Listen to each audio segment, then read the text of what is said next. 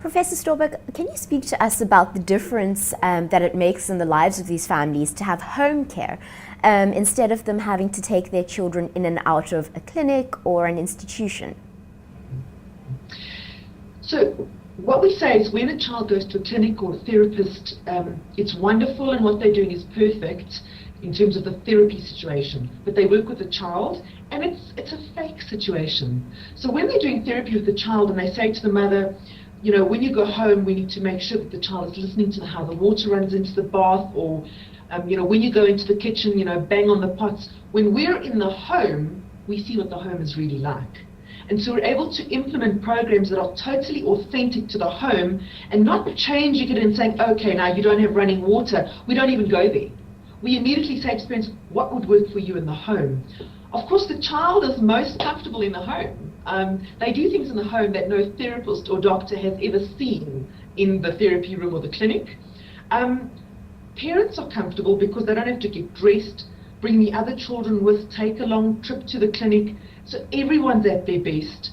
And all the research shows that in the authentic home environment, children learn at their best because they've got no stress hormones in their little bodies. And when children have fun and are relaxed, they learn the best.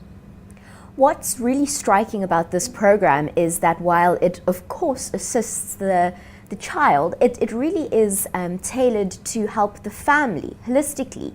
So can you speak to us about the role of the family in assisting a deaf or hard of hearing child? You know, until I became a parent myself and I saw the trauma that I went through when my child was in ICU, I didn't truly realize and understand the very big impact that a parent would have when they had a child with a disability. In addition to that, we often just take for granted that when a child grows up in your home, you communicate with them easily, there's this bonding relationship, and they kind of share things with you when they fall in love, when they've met someone new, if their little car broke down. And in a family with a child with hearing loss, when that bonding and communication doesn't happen naturally, that relationship is stunted forever. And so what we do when we go into the home is we really support the family through both information and knowledge, but also through that kind of emotional support.